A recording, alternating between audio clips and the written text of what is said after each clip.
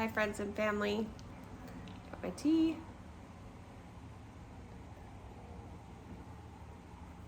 Tonight we're gonna read Urashima Taro. And this book's really cool because it's got great illustrations. Excuse me. This is by George Suyeoka, Robert Goodman, and Robert Spicer. And it's an Island Heritage book. You're gonna like all the pictures. And this takes place in Japan. Urashima Taro. For my wife Irene, my daughter Mia, and my son Jen. There's the picture. There is still a fishing village on the rough rock coast of Tango Nukuni, the same village where Urashima Taro once lived. Each dawn, with the Japan sea golden yellow to the horizon, the fishing fleet sails out through the pass.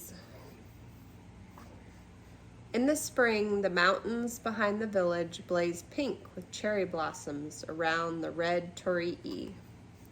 This is the red torii. The massive gate the fishermen use as the eye of the entrance to their bay. The summer sun shines hot on Tango Nukuni, and in autumn, thick mists of fogs wrap the boats with an illusion of being alone, alone in a world where there is nothing to do but set and haul nets and hold the tiller until the arm aches and shoulders knot with weariness. So it was with Urashima Taro and his father and his brother setting out with the fleet every morning, sailing home at night to the red torii. In winter season, the boats went out. For a boy like Urashima Taro, there was little time to play.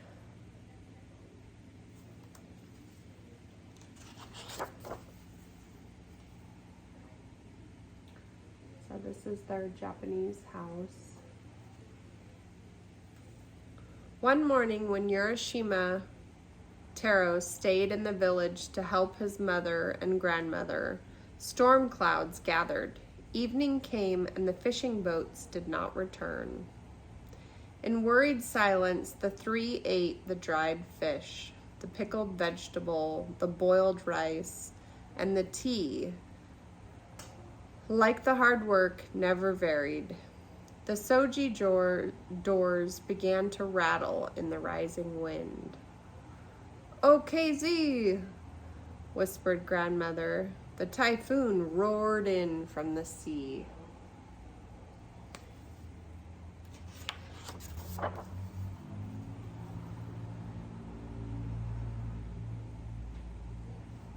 picture. Throughout the night, the old men and the boys, the farmers, shopkeepers, lined the beach with torches, a torii of light to help the fishing fleet home. So they're being like a lighthouse out there, putting torches, helping the sailors get home.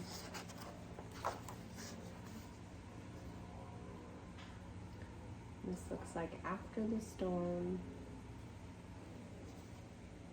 By morning, the storm had blown on. One by one, the battered boats limped over the horizon.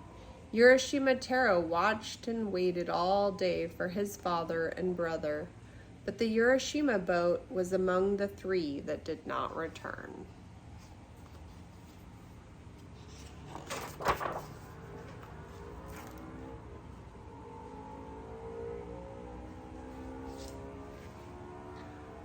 Once again, the typhoon had left orphans in the village. Urashima Taro felt he had left his boyhood behind. Next day, he took part in special services held at sea. He was the only man in the Urashima family now.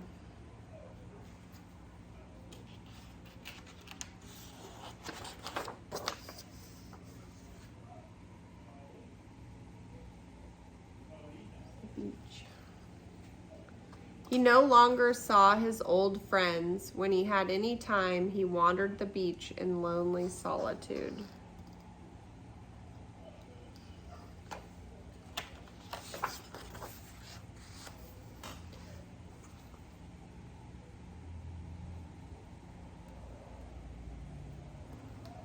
The boys in the village called him Taro, the quiet one. They told of how he had risked his life to save a young seabird that had been blown from its nest on the cliff. See the bird? He's going to save it.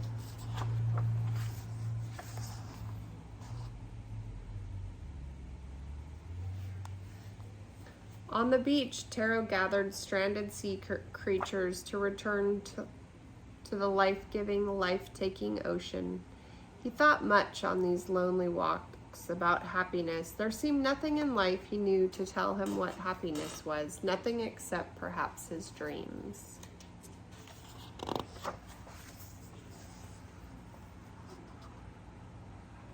going on there? One day, while Taro was walking by the seashore, he saw the village children tormenting a huge old sea turtle. The helpless turtle was flipped onto his back. Two of the boys, dancing wildly, beat on his shell with pieces of bamboo. Horrible.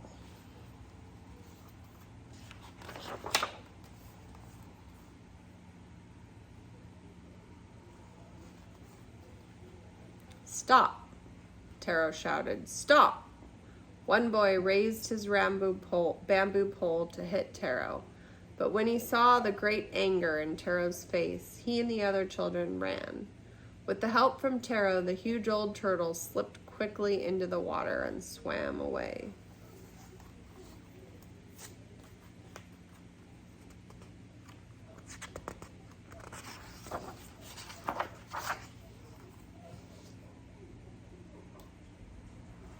There's the turtle.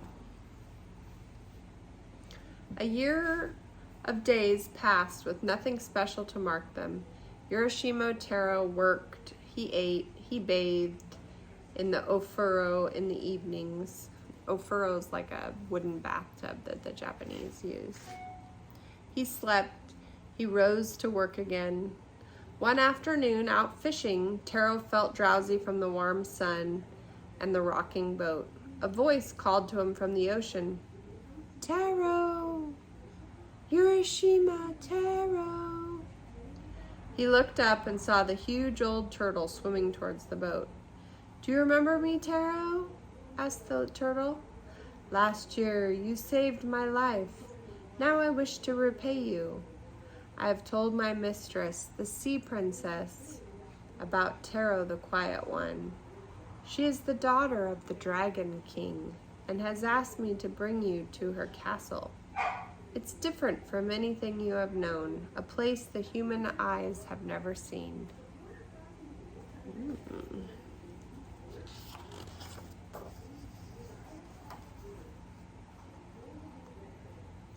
he's gonna ride the turtle.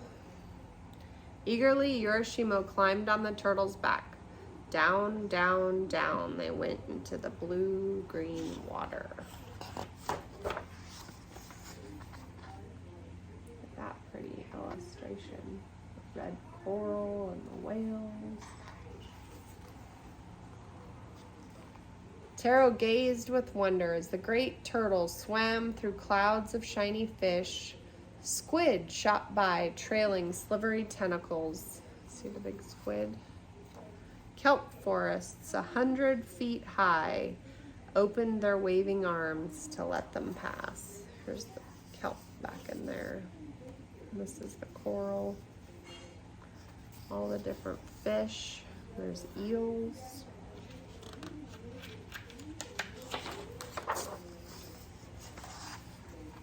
This. Seahorses. The turtle plunged into the secret darkness of the undersea tunnel. Urashima Taro rubbed his eyes, half blinded, as they emerged into the whitest of sand at the tunnel's end. Here, surrounded by cliffs of pink and yellow coral, was a castle larger and far more beautiful than the famous castles of Nagoya, Himje, or Osaka. Look at that. Look how pretty that is.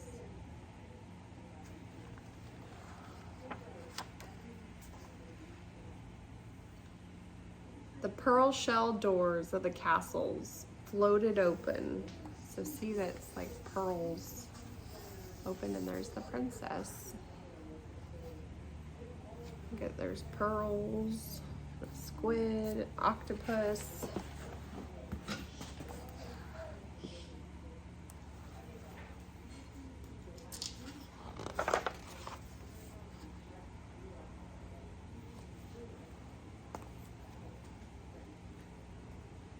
Welcome, Urashima Taro, said the sea princess. She was so strangely beautiful that Taro wanted to do nothing except look at her.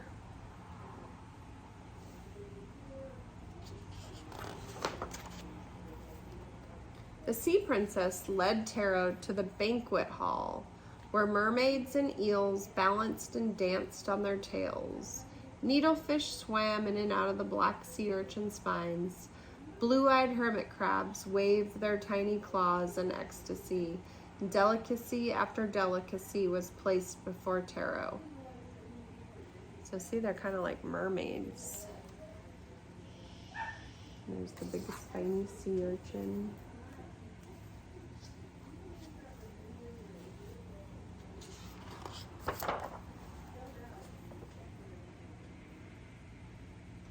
Oh, she's dancing. How many ways could there be to find delight? Urashima Taro's tongue savored tastes beyond imagination. His head spun from drink. More powerful than wine, incense and perfume filled his nostrils. His eyes feasted on the princess who danced for him alone.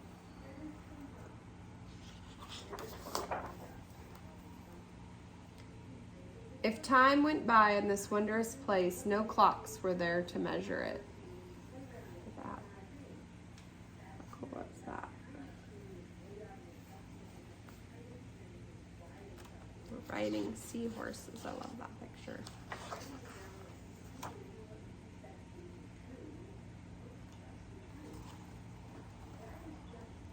One day, as he rested, Urashima Taro found his thoughts traveling back to Tango no Kuni, his home and his duties. I know my grandmother and mother are worrying about me, he told the sea princess. I must go back to them for a while. The princess touched his forehead as if she would touch his thoughts. I hoped you would never want to leave me, Taro, yet I understand. There is something I must show you now before you go.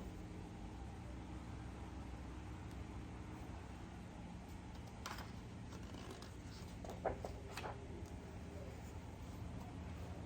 at this. All these doors. Taro followed her to a room of the castle where he had not been. There were 4 doors, each marked with a kanji. Kanjis are like symbols. They mean, these are the kanji up here. They're like words. These, said the princess, are the 4 doors of your life.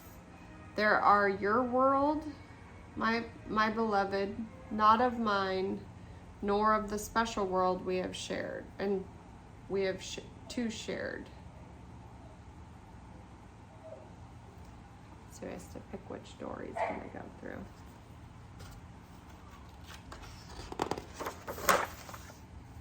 Look at that. It's beautiful. The first kanji read spring. Taro opened the door. The whiteness of umi. Umi is plum flowers, or cherry blossoms. Cherry blossoms were clouds of pink light. Taro's heart surged with joy. At the same instant, he was filled with sadness. The sakura is so fragile. It falls with the coming of wind or rain. So it's so pretty.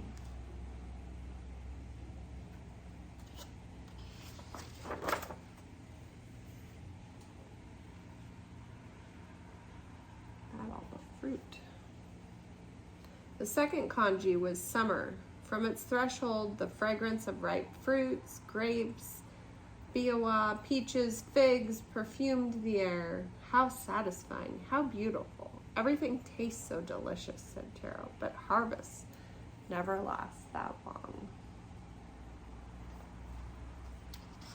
This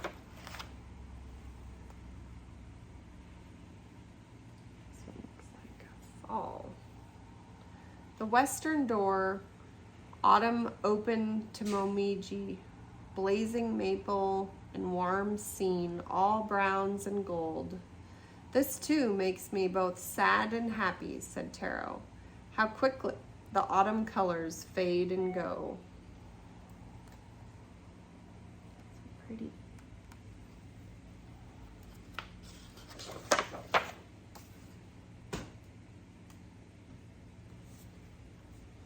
The fourth door, the winter door, open to frost and deep cold.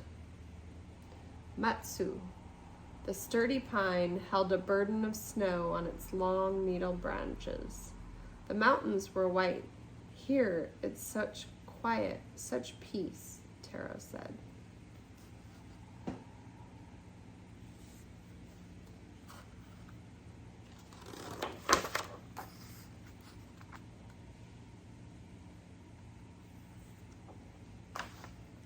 At the entrance to the castle, the turtle waited patiently to carry Taro home.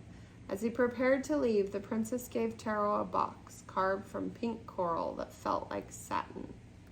This is the most precious gift I can give you. It is the token of my love, Urashima Taro. Inside is a treasure, not to be seen by mortal eyes. Keep it always at your side, but please, Taro, never open it.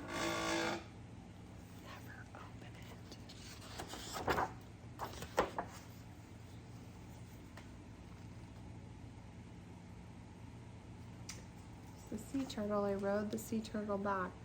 Urashima Taro was soon on the beach near his village. Sayonara, said the turtle, and he disappeared into the blue-green depths of the sea.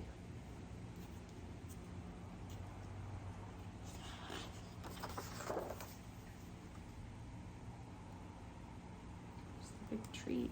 Looks much bigger now. With the box under his arm, Taro walked towards the village. The trees, the houses seemed so different. Where his own house once stood, there grew a giant pine tree. How strange, Taro thought. How could we have forgotten so quickly what we knew so well?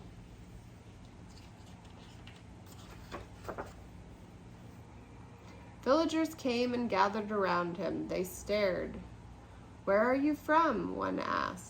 Who are you? Another spoke up. Don't you know me? I am Urashima Taro.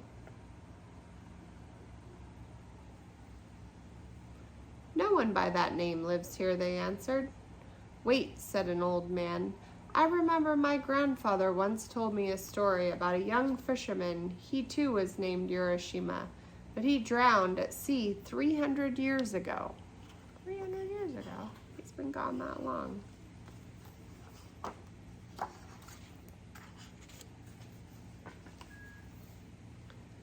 Taro turned in anguish from the villagers. Only the red torii and the mountains and the beach were still as he remembered them. He ran to the sea, overwhelmed with memories, the harsh, good feel of a net in his hands, the pull of the tiller against his arm, the taste of plain rice, the relaxing heat of an ofuro at the end of a weary day. Taro sank onto a sun-warmed rock. He thought of his grandmother, his mother, his little seabird, and wept.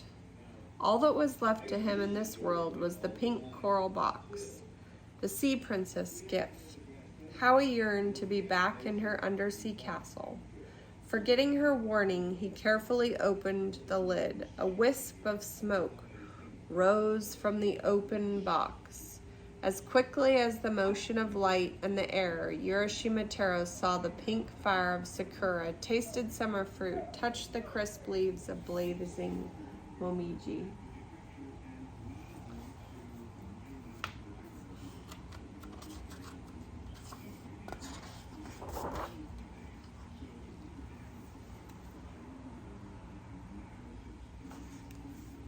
A chill seized his body. He began to tremble. His hair turned white. Wrinkles carved his skin. His legs shriveled and gave way. And then a feeling of deep quietness, deep peace swept over him. He aged all at once.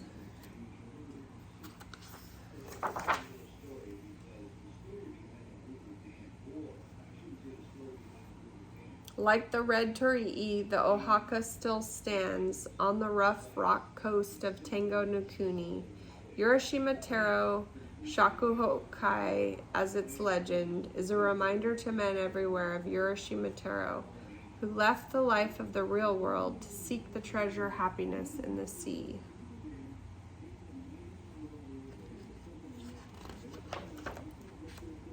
Oh, there's a song. I don't know this song, otherwise I'd sing it. That's the end. Urashima Taro. Sweet dreams.